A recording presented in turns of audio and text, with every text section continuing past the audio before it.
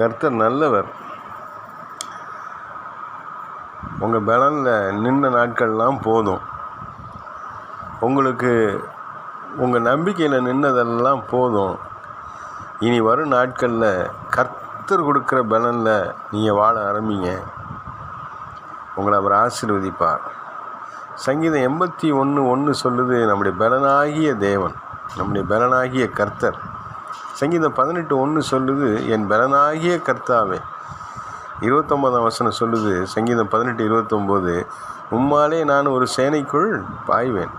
என் தெய்வமே, உம்முடைய நாமத்தில் ஒரு பெரிய மதிலை தாண்டுவேன். சங்கீதம் 46:1 சொல்லுது, தேவன் நமக்கு அடைக்கலம், பலன், பாதுகாப்பு. அவர் போல் ஒரு தெய்வம் இல்லை. உங்கள் பலத்தில் நின்று தோற்றது போதும், கஷ்டப்பட்டது போதும், நஷ்டப்பட்டது போதும், வியாதிப்பட்டது போதும், ஏமாந்தது போதும். உங்கள் பலனெல்லாம் ஒதுக்கி வச்சுட்டு, கர்த்தாவே நீங்களே என் பலன், நீங்கள் என்னை ஆண்டு வழி நடத்துங்க, எனக்கு உதவி செய்யுங்கன்னு சொல்லி கேளுங்க.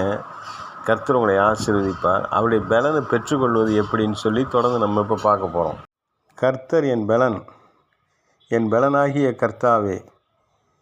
பலன் என்பது எப்படி கர்த்தருக்குள் நாம் பெற்றுக்கொள்வது, கர்த்தருக்குள் நாம் எப்படி பலன் அடைவது, கர்த்தர் நமக்கு எப்படி பலனாக இருப்பார்.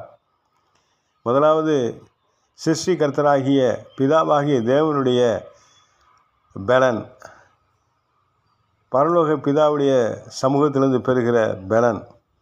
இரண்டாவது, இயேசு கிறிஸ்துவின் நாமத்தில், இயேசு கிறிஸ்துவின் வல்லமையிலே, இயேசு கிறிஸ்துவின் உயிர்த்தெழுந்த வல்லமையிலே நாம் பெற்றுக்கொள்கிற பலன். மூன்றாவது, பரிசுத்த ஆவியானவரிடத்திலிருந்து வருகிற பலன். இந்த 3 பலனை நாம் பெற்றுக்கொள்வது இந்த நாளிலே நம் வாழ்க்கையில் பலனுள்ள மனிதர்களாய் வாழ்வதற்கு மிகவும் கிருபை உள்ளதாய் காணப்படும். இந்த 3 பலனை நாம் பெற்றுக்கொள்வதற்கு நம்மை தகுதிப்படுத்தி கொள்ள வேண்டும். சிருஷ்டி கர்த்தருடைய பலத்தை நீ பெற்றுக்கொள்ள வேண்டும்.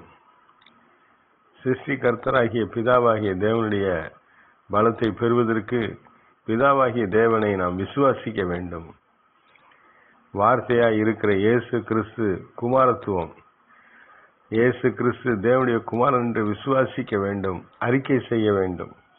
இயேசு கிறிஸ்துவின் நாமத்தை கொண்டு வல்லமையை பெற்றுக்கொண்டு பிசாசுகளையும் எதிர் வல்லமைகளையும் முறியடித்து தேவனுடைய ராஜ்யத்தை இந்த பூமியிலே கட்டுவதற்கு நாம் பிரயாசப்பட வேண்டும். பரிசுத்த ஆவியானவருடைய பலம் மிக சிறந்தது. அந்த பலனானது நம் வாழ்க்கையில பெரிய அரிய காரியங்களை செய்வதற்கு, ஊழியத்திலே வளர்ந்து பெருகுவதற்கு, தேசத்தின் மேல் நன்மைகளை கொண்டு வருவதற்கு பரிசுத்த ஆவியானுடைய பலன் மிக அவசியமாய் காணப்படுகிறது. அது நம்மிலே செயல்படுகிற ஒரு வல்லமையாகவும் இருக்கிறது. பரிசுத்த ஆவியிலே பலன் அடைந்தவர்கள் பெரிய காரியங்களை செய்திருக்கிறார்கள். பரிசுத்த ஆவியிலே பலன் அடைந்தவர்கள் அரிய பெரிய காரியங்களை சாதித்திருக்கிறார்கள்.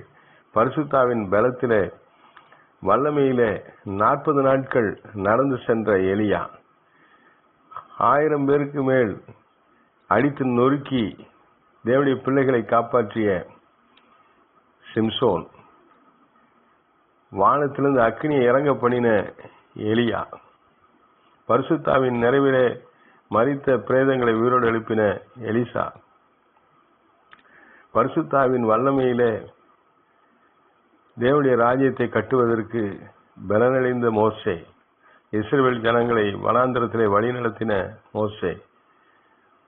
ஒவ்வொரு தேவனுடைய மனிதர்களும் பரிசுத்தாவிலே நிறைந்து தீர்க்க தரிசனம் சொல்லி தம்முடைய பிள்ளைகளை தம்மை நோக்கி தமக்கு கொடுத்த கர்த்தருடைய பிள்ளைகளை, கர்த்தரால் பிதாவாகிய தேவனால் அவர்களுக்கு கொடுக்கப்பட்ட பிள்ளைகளை, இயேசு கிறிஸ்து எனும் வார்த்தைகளை பரிசுத்த ஆவியின் நிறைவிலே பேசி கர்த்தருடைய பிள்ளைகளை அவர்கள் சரியான வழியிலே அவர்களை வழிநடத்த வேண்டும், பாதுகாக்க வேண்டும்.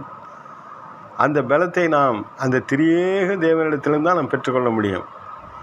பிதா, குமாரன், பரிசுத்தாவின் வல்லமைகளை நாம் அறிக்கை செய்து அவைகளை செயல்படுத்துகிற பொழுது நம்முடைய வாழ்க்கையிலே, ஊழியங்களிலே, மற்ற எல்லா இடங்களிலேயும் பிதா, குமாரன், பரிசுத்தாவின் வல்லமைகளை பயன்படுத்துகிற பொழுது நாம் பலசாலிகளாய் மாறுகிறோம்.